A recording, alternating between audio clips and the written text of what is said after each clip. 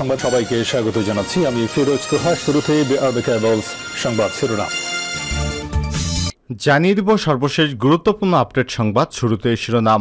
বন্যায় ব্যাপক ক্ষয়ক্ষতিতে সরকারের উদাসীনতা বিস্ময়কর, অভিযোগ করলেন বিএনপি সিনিয়র যুগ্ম মহাসচিব অ্যাডভোকেট রুহুল কবির রিজভী।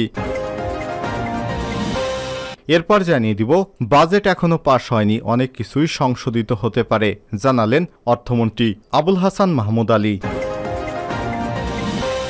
এদিকে মিয়ানমার থেকে গুলি এলে পাল্টা গুলি চালানো হবে, সতর্ক করলেন স্বরাষ্ট্রমন্ত্রী আসাদুজ্জামান খান কামাল।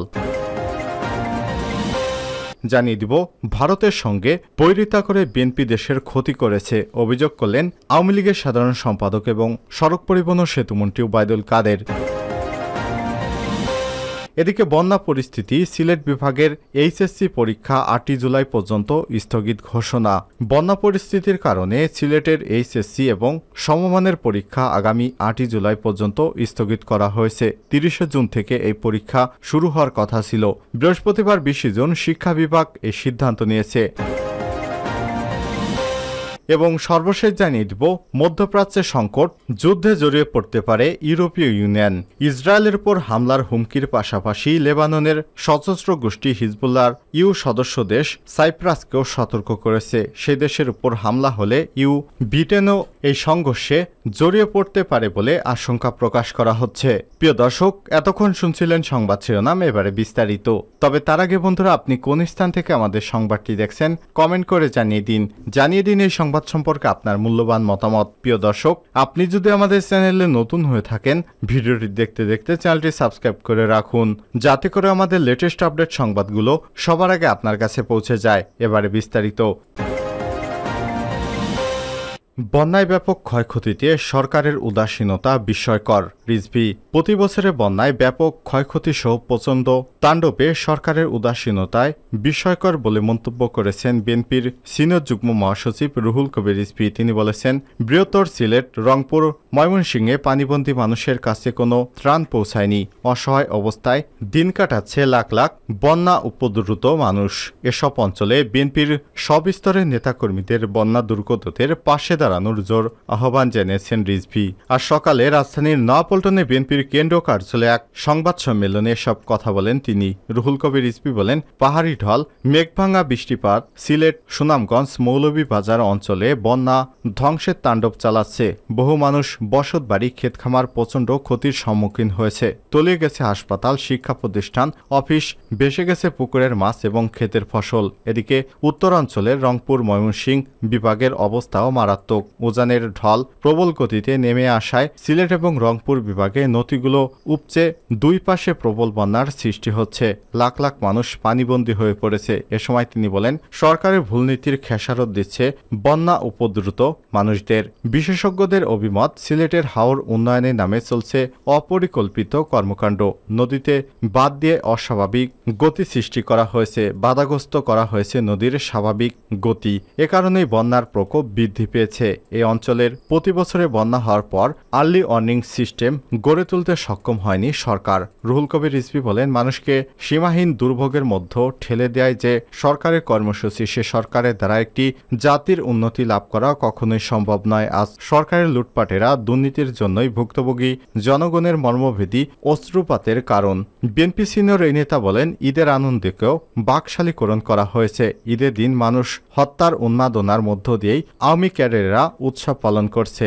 বিএনপির এই সিনিয়র নেতা আরও বলেন, রোহিঙ্গা ক্যাম্পে এখন অমানবিক বিপর্যয় দেখা দিয়েছে। গতকালও পাহাড় ধসে রোহিঙ্গা ক্যাম্পে 11 জন মারা গেছে, কিন্তু সরকার তাদের নিজ দেশে ফেরাতে কার্যকর কোনো উদ্যোগ নিতে পারেনি। তাদের নাগরিক হিসেবে নিজ দেশে ফেরাতে মিয়ানমারকে রাজি করাতে ব্যর্থ হয়েছে সরকার। এ সময় সংবাদ সম্মেলনে উপস্থিত ছিলেন বিএনপির যুগ্ম মহাসচিব হাবিবুন্নবী খান সোহেল, সৈয়দ ইমরান সালেহ প্রিন্স, স্বেচ্ছাসেবক বিষয়ক সম্পাদক মীর শরাফত আলী সপু, অর্থ বিষয়ক সম্পাদক মাহমুদুর রহমান সুমন, সহ সম্পাদক সাইফ আলী খান, নির্বাহী কমিটির সদস্য তারিকুল আলম তেনজিং, কাজী রফিক প্রমুখ।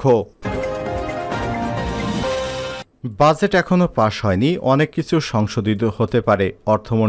অর্থমন্ত্রী আবুল হাসান মাহমুদ আলী বলেছেন, জাতীয় সংসদে প্রস্তাব পাশের আগে সরকার বাজেট নিয়ে সব ধরনের বাস্তবসম্মত সমালোচনা এবং পরামর্শ বিবেচনা করছে। তিনি বলেন, জাতীয় সংসদে 2024-25 অর্থ বছরের বাজেট পেশের পর বিভিন্ন মহল থেকে প্রতিক্রিয়া আসছে। তিনি উল্লেখ করে বলেছেন, আমরা সব মতামত বিবেচনায় নিচ্ছি। বাজেটে যেগুলো বাস্তবসম্মত এবং সমাধানযোগ্য সেগুলো পুনর্বিবেচনা করতে হবে, কারণ বাজেট এখনো পাশ হয়নি। বৃহস্পতিবার 20 জুন রাজধানীর ফার্মগেটে বাংলাদেশ কৃষি গবেষণা কাউন্সিল BARC মিলনায়তনে বৈশ্বিক প্রেক্ষাপটে বাংলাদেশের অর্থনীতি, প্রবৃদ্ধি, মূল্যস্ফীতি, খাদ্য এবং পুষ্টি শীর্ষক আলোচনা সভায় প্রধান অতিথির বক্তব্যে তিনি এসব কথা বলেন। এ সময় তিনি বলেন, বাজেট পেশের পরে বিভিন্ন মহলের বিবৃতি দিয়েছে এবং মন্তব্য করেছেন। তিনি বলেন, আমি তাদের বলবো, আমাদের অর্থনীতি বাজেট দিয়ে বিশ্বব্যাংক কি বলছে তা দেখুন। এ সময় তিনি বলেন, বাজেট নিয়ে আরও কিছু বলার আছে। বিশ্বব্যাংক বলছে এটা ভালো, আমার টাকা দরকার। বিশ্বব্যাংকের কথা শুনতে হবে, তা না হলে আপনারা সমালোচকেরা আমাকে টাকা দিন। অর্থমন্ত্রী সমালোচকদের উদ্দেশ্যে বলেছেন, কেউ কেউ বলেন সরকার দেউলিয়া, কিন্তু দেউলিয়া মানে কি? আমরা দেউলিয়া নই, বিশ্বব্যাংক কিছু বোঝে না, আপনারা সব বোঝেন। এ সময় তিনি আরো বলেন, এটা দেখুন, একটি বোঝার চেষ্টা করুন, এই বাজেট জনবান্ধব বাজেট। কোনো বিষয় সমস্যা হলে বিষয়টি পুনর্বিবেচনা করার সুযোগ রয়েছে। সেমিনারে আরও বক্তব্য দেন বাণিজ্য প্রতিমন্ত্রী আহসানুল ইসলাম টিটু, বাংলাদেশ নিযুক্ত জাতিসংঘের খাদ্য এবং কৃষি সংস্থার প্রতিনিধি দল ডক্টর জিয়াউকুন সিং, সাবেক পরিকল্পনা প্রতিমন্ত্রী শামসুল আলম, কৃষি বিপণন বিশেষজ্ঞ ডক্টর মোহাম্মদ জাহাঙ্গীর আলম, সাজ্জাদুল হাসান MP প্রমুখ। মিয়ানমার থেকে গুলি এলে পাল্টা গুলি চালানো হবে।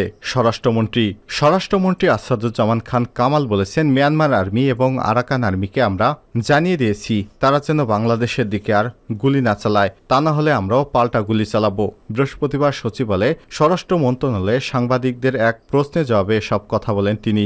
স্বরাষ্ট্রমন্ত্রী বলেন, মিয়ানমারের বিভিন্ন জাতিগোষ্ঠী দেশের সরকারের বিরুদ্ধে যুদ্ধ করছে। আমরা যদ্দূর শুনেছি, আরাকান রাজ্যে আরাকান আর্মি অনেক এলাকা দখল করে নিয়েছে। সেজন্য মিয়ানমারের যে বর্ডার গার্ড পুলিশ, বিজিপি, তারা আত্মরক্ষার্থে আমাদের এলাকায় পালিয়ে আসছে। কাজেই সেখানকার অবস্থা কি সেটা আমরা বলতে পারবো না, তবে এতটুকুই বলতে পারি, তারা মাঝে মাঝে ভুল করে আমাদের বর্ডার গার্ড বাংলাদেশ বিজিবির উপর ফায়ার ওপেন করে। তাদের আমরা জানিয়েছি যে তারা যেন আর গুলি না চালায়। তিনি বলেন, আসলে আমাদের নদীপথে সেন্ট মার্টিন যেতে হয়। টেকনাফ থেকে সেন্ট মার্টিন যাওয়ার পথে আমাদের এলাকায় নাপ নদীর কিছু অংশ এলাকায় নাব্যতা হারিয়েছে। কাজেই সেখান দিয়ে আমাদের নৌ চলাচল করতে পারে না। মিয়ানমারের অংশ দিয়ে আমাদের যেতে হয়, যে কারণেই নিরাপত্তাটা বিঘ্নিত হচ্ছে। তারা যেটা বলছে সেটা হচ্ছে, ওখান দিয়ে যাওয়ার সময় সুনির্দিষ্টভাবে বাংলাদেশের পতাকা উড়িয়ে গেলে আর কেউ গুলি করবে না। আসাদুজ্জামান খান কামাল বলেন, কখনো মিয়ানমার আর্মি, কখনো আরাকান আর্মি ফায়ার ওপেন করে। আমরা উভয়কেই বলে দিয়েছি, তারা আর যদি গুলি করে আমরাও পাল্টা গুলি করব। ওখানে এখন আর কোনো গোলাগুলি হচ্ছে না। ওখানে মিয়ানমারের যে দুটি জাহাজ ছিল সেগুলো ফেরত নিয়ে গেছে। আমরা আশা করছি এখানে আর গুলি হবে না। তারপরও আমাদের যারা ওই পথ দিয়ে যাতায়াত করছেন তারা সাবধানতা অবলম্বন করবেন। ভারতের সঙ্গে বৈরিতা করে বিএনপি দেশের ক্ষতি করেছে। কাদের? ভারতের সঙ্গে বৈরিতা সম্পর্ক সৃষ্টি করে বিএনপি দেশের ক্ষতি করেছে দাবি করে আওয়ামী লীগের সাধারণ সম্পাদক ওবায়দুল কাদের বলেছেন, আওয়ামী লীগ বন্ধুত্বপূর্ণ সম্পর্ক চায়। বৃহস্পতিবার 20 জুন রাজধানীর বঙ্গবন্ধু এভিনিউয়ে দলের কেন্দ্রীয় কার্যালয়ে দলের নেতৃত্ববৃন্দের সঙ্গে ঢাকা মহানগর উত্তর ও দক্ষিণ জেলা আওয়ামী লীগ এ সকল সহযোগী সংগঠনের সভাপতি, সাধারণ সম্পাদক এবং ঢাকা উত্তর ও দক্ষিণ সিটি কর্পোরেশনের মেয়রদ্বয়ের যৌথ সভায় তিনি সব কথা বলেছেন। আওয়ামী লীগের সাধারণ সম্পাদক ওবায়দুল কাদের বলেছেন, ভারতের সঙ্গে বৈরী সম্পর্ক করে বিএনপি বাংলাদেশের ক্ষতি করেছে। আমরা বৈরিতা চাই না। বন্ধুত্বপূর্ণ, ভারসাম্যপূর্ণ এবং সম্মানজনক পারস্পরিক কূটনৈতিক সম্পর্ক চাই। সম্পর্ক ভালো রাখতে চাই। সম্পর্ক বন্ধুত্বপূর্ণ হলে আলোচনার টেবিলে সমস্যার সম্মানজনক সমাধান সম্ভব। ভারতের সঙ্গে পার্টনারশিপ করছি বাংলাদেশের জাতীয় স্বার্থেই। জাতীয় স্বার্থ বিকিয়ে দিতে কারো সঙ্গে সম্পর্ক করব না। এ সময় তিনি আরো বলেন, জিয়াউর রহমান, এরশাদ এবং খালেদা জিয়ার আমলে ভারতের সঙ্গে সম্পর্ক বৈরী ছিল। তারা পারস্পরিক সম্পর্কে সংশয় এবং অবিশ্বাসের দেওয়াল সৃষ্টি করেছিলেন। খালেদা জিয়া ভারতের সঙ্গে বৈরিতা করে বাংলাদেশে সবচেয়ে বেশি ক্ষতিগ্রস্ত করেছেন। যুদ্ধে জড়িয়ে পড়তে পারে ইইউ। ইসরায়েলের উপর হামলার হুমকির পাশাপাশি লেবাননের সশস্ত্র গোষ্ঠী হিজবুল্লাহর ইইউ সদস্য দেশ সাইপ্রাসকেও সতর্ক করেছে। সে দেশের উপর হামলা হলে ইইউ এবং ব্রিটেন এ সংঘর্ষে জড়িয়ে পড়তে পারে বলে আশঙ্কা প্রকাশ করা হয়েছে।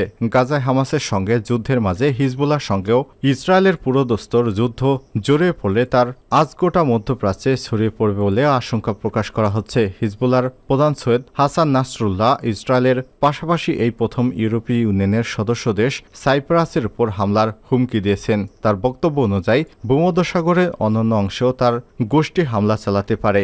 ইসরায়েলের পুরো ভূখণ্ড সহ আশেপাশের যে কোনো এলাকার উপর জলে স্থলে অন্তরিক্ষে সুনির্দিষ্ট হামলার হুমকি দিচ্ছেন তারা। লেবাননের সঙ্গে সুসম্পর্ক সত্ত্বেও সাইপ্রাস ইসরায়েলকে নিজস্ব বিমানবন্দর এবং সামরিক ঘাঁটি ইসরায়েলকে সামরিক মহড়ার জন্য ব্যবহার করতে দেয় হিজবুল্লাহ নেতা ক্ষোভ প্রকাশ করেছেন। সেখান থেকে লেবাননের উপর হামলা চালানো হলে সাইপ্রাসের সরকারও যুদ্ধে অংশ হয়ে উঠবে বলে নাসরাল্লাহ হুঁশিয়ারি দেন। সাইপ্রাসের প্রেসিডেন্ট অবশ্য এমন অভিযোগ অস্বীকার করে দাবি করেন তার দেশ কোনো সংকটকেই কোনো পক্ষকে সমর্থন করছে না। তিনি বরং যুদ্ধবিধ্বস্ত গাজায় ত্রাণ পৌঁছানোর ক্ষেত্রে নিজেদের দেশের ইতিবাচক ভূমিকা তুলে ধরেন।